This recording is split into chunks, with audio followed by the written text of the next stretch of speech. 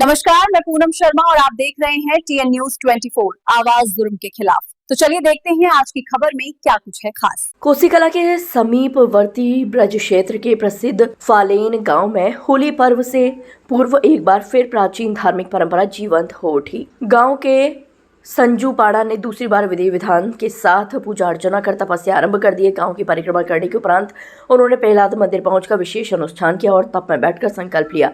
ये तपस्या होलिका दहन तक लगातार जारी रहेगी।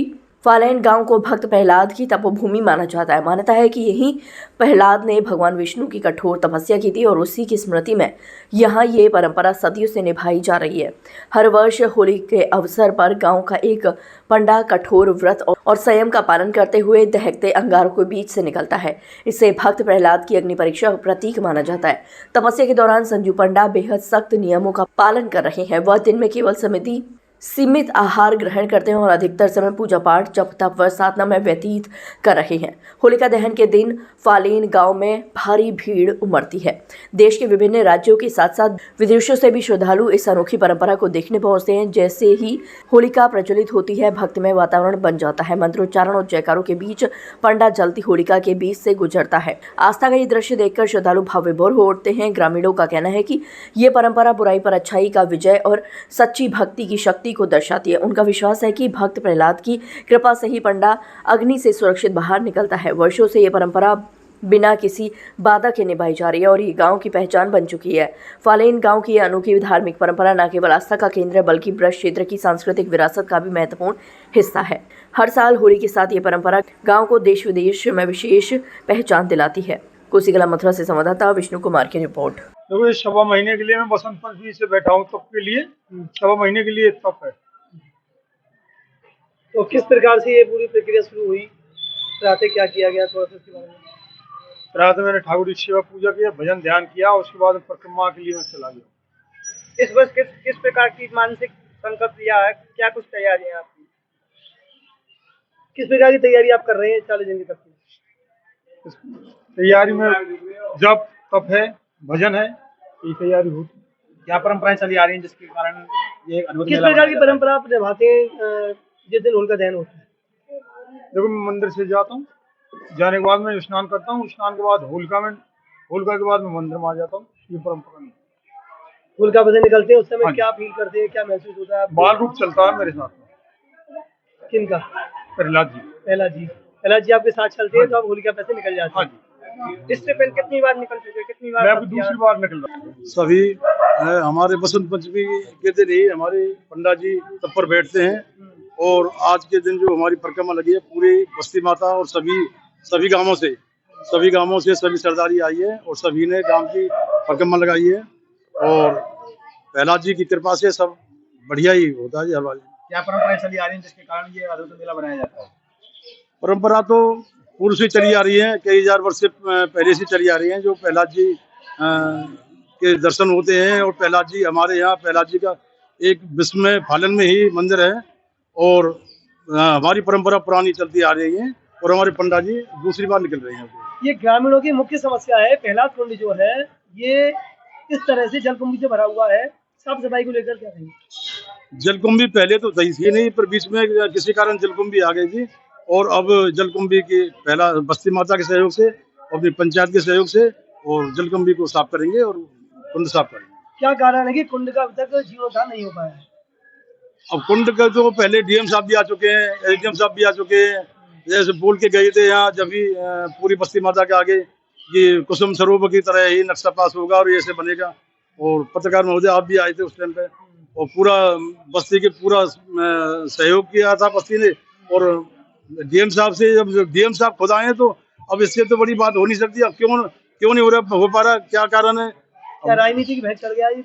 अब यूँ तो है ही जी, राजनीतिक तो मामले ज्यादा चल ही रहे हैं हमारे यहाँ, भगवान कृपा से। तो राजनीतिक तो ये सब हम लोग कह रहे हैं भाई जा श्रेय ले ले भाई, हमारे प्रहलाद जी कुंड बनवा दो। हम तो हाथ जोड़ कह रहे हैं और वाह्य श्रेय देंगे हम तो। आने वाले दिनों में मेला जो है लक्की मेला यहाँ आने वाला है, तो इस कुंड की साफ सफाई को लेकर क्या रणनीति बनाई? कुंड की साफ सफाई, गाँव में बस्ती में साफ सफाई और सभी बस्ती का हमारा सहयोग रहता है, हमारे सभी ग्रामवासी का सहयोग रहता है साफ सफाई में और अपनी तरफ से अपनी पंचायत तरफ से पूरा मेले को बढ़िया अच्छा बनाएंगे और प्रहलाद जी कृपा रहेगा अच्छा ही। बहुत बहुत धन्यवाद आज मीडिया बंधुओं का जो आज हमारे गांव फालेन में पधारे। जो हमारा ये मेला है, जो लक्खी मेला है, और जो होलिका दहन जो यहाँ होता है, भगवान का यदि साक्षात रूप देखना है तो फालेन आए। सभी भक्तजनों को मैं आमंत्रित करता हूँ अपनी ग्राम पंचायत फालेन की तरफ से, अपने क्षेत्र की तरफ से। हमारे यहाँ जो होली है, ब्रज में बसंत पंचमी से होली का उत्सव शुरू हो जाता है और जो 1.25 महीने चलता है। पूरे ब्रज में होली का रंगारंग कार्यक्रम जगह जगह होते हैं, लेकिन उनमें से सबसे प्रमुख जो है हमारा फालेन पंडा मेला है, जिसमें हमारे पंडा जी महाराज संजू जी हमारे बगल में खड़े हैं। हमारे पंचायत के प्रतिनिधि प्रधान जी हैं कैलाश जी, और हमारे कुलपुरोहित भगत सिंह जी हैं। ये सभी लोग, आज परिक्रमा का कार्यक्रम हुआ है।